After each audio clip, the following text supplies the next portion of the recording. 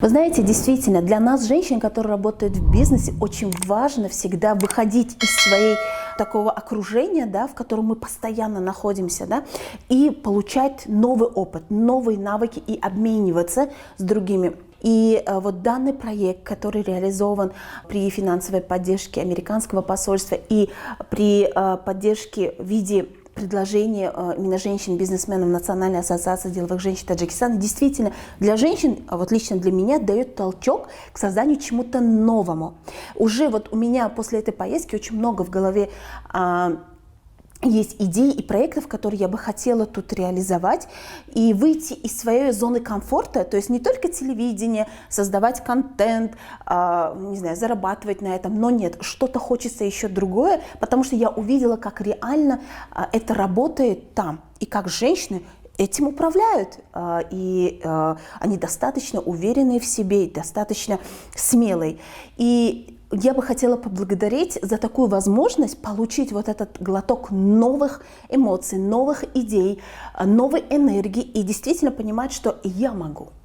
фирӯза мирҷумаева ҳамаги 2 ҳафта қабл аз амрико баргашт. Сафари вай дар иёлот 15 рӯз дар асоси барномаи ҷаҳони боз сурат гирифт. Онро сафорати амрико дар Тоҷикистон маблағгузорӣ кардааст. Фирӯза худ журналист буда директори телевизиони маҳаллии Диёрро дар шаҳри Хуҷанд ба ӯҳда дорад. мегӯяд ки барои сафар ба амрико барномаҳои гуногуни сафоратро махсусан забони англисиро ба хубӣ ёд гирифтааст. маҳз аз ин рӯ вай тавонист охири моҳи октябр ба амрико равад ва таҷрибаомӯзӣ намояд. Это был конец октября. Это проект и программа Open World, открытый мир. И на этот раз по программе были выбраны женщины, которые работают в бизнесе или имеют свой бизнес. И мне посчастливилось познакомиться с такими женщинами, которые имеют свой ресторанный бизнес, ивент-бизнес, туристическое направление в бизнесе. И они из всех регионов Таджикистана. И вот мы группой из 5 человек, плюс нас фасилитатор, начали свое путешествие. Оно было очень долгим, но очень интересным. Мы побывали в Вашингтоне. На это ушло у нас ровно 2 дня, так как там нас познакомили именно с культурой, с традицией Соединенных Штатов Америки, рассказали о политике, демократии.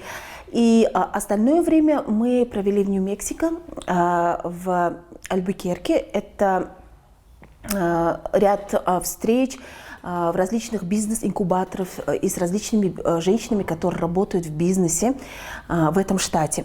қаҳрамони гузориши мо бар он назар аст ки амрико барояш идеяҳои навро дар ҷодаи рушди телевизион ва медиа дод ки онро дар амал татбиқ карданист. сафари вай ба иёлоти муттаҳида бо пешниҳоди Ассосатсияи миллии занҳои соҳибкори Тоҷикистон сурат гирифт ки онро сафорат дастгирӣ кардааст. ин ассосатсия беш аз 20 сол инҷониб бо сафорати амрико дар Тоҷикистон ҳамкории зич дошта бо татбиқи барномаҳои гуногун барои пешбурди фаъолияти занҳои ҳунарманду соҳибкорони дохиливу бурунмарзии кишвар мусоидат мекунад. дигар лоиҳае ки мо ба анҷом расондем ин омӯзондани занҳо бо ҳунармандӣ буд ва дар доираи ин лоиҳа мо аз Афғонистон он занҳое ки гиленбофӣ мекарданд онҳоро таклиф карда будем. онҳо бо занҳои вилояти суғд мубодилаи таҷриба карданд ва лоиҳа амалӣ шуд. бисёр ба дастовардҳои худ ба анҷом расонд. бисёр занҳо касби гиленбофиро аз худ карданд ва ҳоло каме бошад ҳам дар цехҳои хурд гиленбофӣ мекунанд ва бо хушбахтӣ ва сарбаландӣ гуфта метавонам ки гилемҳои онҳо ба фурӯш мераванд, чунки гилемҳои онҳо майда ҳастанд ва ҳамчун тӯҳфа ба сайёҳон тақдим мегарданд. барномаҳои бештари Ассосатсияи миллии занҳои соҳибкори Тоҷикистон ки ба рушди ҳунарҳои миллии мардумӣ нигаронда шудааст аз ҷониби сафорати амрико дар Тоҷикистон маблағгузорӣ мешавад. ҳадафи онҳо соҳибтаҷриба намудани занони ҳунарманди кишвар ва соҳибкор гардидани онҳо мебошад ва бо ин васила рушд додани ҷамъияти демократия аст. масалан, дар яке аз барномаҳо ҳунармандони кишвари исломии Эрон ба вилояти суғд даъват шуда ба занони ҳунарманди тоҷик тарзи бофтани қолинҳои эрониро омӯзонданд.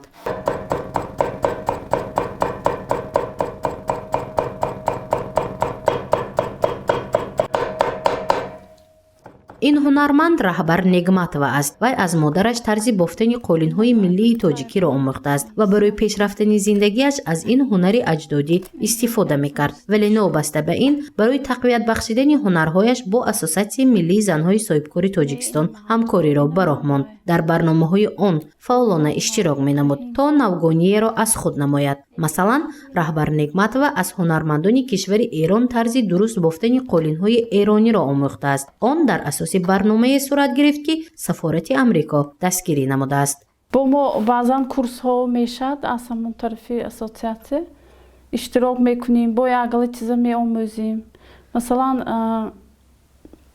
аз Эрон омадагӣ будан, ҳамихе курс ташкил кардагӣ будан, ма тарзи бофтани ҳамон эрониҳои ёд гирифтагӣ ман ба ҳамон чиз маъқул шудагӣ. ҷудоям нозук. ҳозир ҳамин бофтосагим ҳамихе тарзи эронӣ ҳамина мебофам, ҳозир ҳамина кор мефармам. дӯкон ташкил кардан, тору пут ташкил кардан, ман ҳамонҷа ман метавонам ку ман тез ёд гирифтам кори ваҳоя. ники ман ба маъқул шуд. ҳунарманд раҳбар Негматова баъди омӯхтани бофтани қолинҳои эрониву афғонӣ ба занҳои хонашин, ки дар деҳотҳои дурдаст зиндагонӣ мекунанд, ин ҳунарашро омӯзонд. ин кор низ дар ҳамкорӣ бо Ассотсиатсияи миллии занҳои соҳибкори Тоҷикистон ва дастгирии молиявии Сафорати Иёлоти Муттаҳидаи Амрико дар Тоҷикистон сурат гирифтааст. дар асоси ин барнома бештари занҳои хонашин дар деҳаҳо ҳунари қолинбофиро аз худ карданд, то мустақилона зиндагиро пеш баранд. ҳоло бошад, дар тӯли зиёда аз 3 сол мо як лоиҳаи калон гуфтаам мумкин аст бо Сафоратхонаи Амрико амалӣ мегардонем. лоиҳа бо забони англисӣ US Network Alumni Government ном дорад. моҳияти асосии лоиҳа ин сарҷамъ кардани ҳамаи хатмкунандагони барномаҳои амрикоӣ дар як шабака аст. дар доираи ин лоиҳа бисёр як чизҳои ҷолиб амалӣ гардида истодаанд. яке аз дастоварди мо ин сохтани онлайн платформаи хаткунандагони барномаҳои амрикоӣ аст, ки ҳоло мо дар он ҷо зиёда аз 800 нафар хаткунандаҳоро ҷамъ кардаем. онлайн платформа ба унҷо танҳо хаткунандагони барномаҳои амрикоӣ ба платформа дастрасӣ доранд ва мо медонем, ки дар Тоҷикистон зиёда аз 5000 хаткунандагон кору фаъолият мебаранд. бисёри онҳо ҳоло дар дигар мамлакатҳо зиндагӣ мекунанд, аммо хаткунандагони барномаҳои амрикоӣ ба ҳисоб мераванд. агар фаъолияти кории Ассотсиатсияи миллии занҳои соҳибкори Тоҷикистонро таҳлил намоем, то имрӯз беш аз 60 барномаҳои хурду бузургро дар ҳамкорӣ бо Сафорати Амрико дар Тоҷикистон амалӣ карданд, ки бештари онҳо барои ҳалли муаммову мушкилоти иҷтимоӣ мусоидат кардааст. масалан, барномаҳои дуруст ва ба таври қонунӣ гузаштани сарҳад, бизнес-плани беҳтарин барои занҳои ҷавон, омӯзондани занони соҳибкори бурунмарз аз ҷумлаи барномаҳоест, ки натиҷаи хуб ба бор овардааст. қаҳрамони гузориши мо Фирӯза Мирҷумаева низ хатмкунандаи барномаҳои амрикоӣ аст ва барои рушди соҳибкорӣ дар вилояти Соғд тариқи барномаҳои телевизионӣ саҳм мегузорад. Было очень много и интересных встреч, и даже я ожидала, что это будут в основном женщины, которые или люди, которые работают в сфере бизнеса, но не ожидала, что в сфере бизнеса в медиа тоже я встречу спикеров, которые поделились со мной очень интересными кейсами, которые вот мне сейчас помогают теперь развиваться дальше. Мы встречались с женщинами из разных сфер. К примеру, меня очень поразила женщина, у которой есть свой швейный цех, и она шьет парашюты и воздушные купола, которые защищают от мин, от взрывов мин для войск НАТО. Очень такая милая женщина, но никогда бы не подумала, что вот именно она работает в военной структуре, и ее услугами пользуется именно американская военная сфера. Очень поразило. Поразили их различные инкубаторы, места.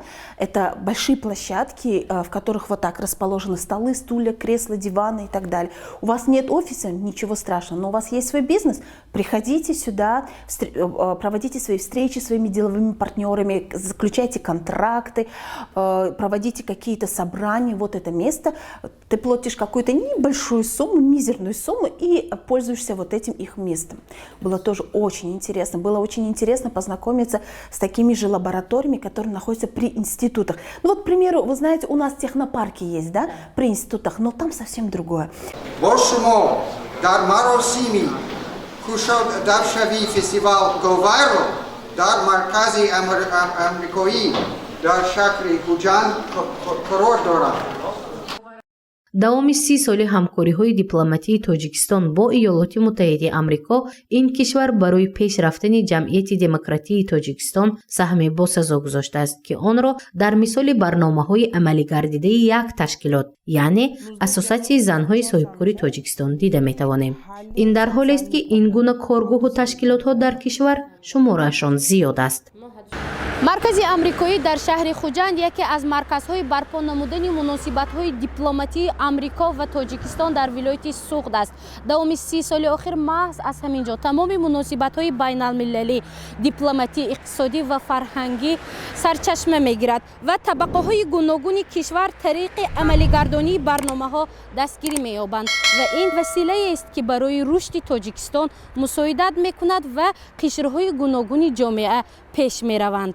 гузориши Мафнушкур ва Наимҷон Аёбов барои барномаи иттилооти хабар.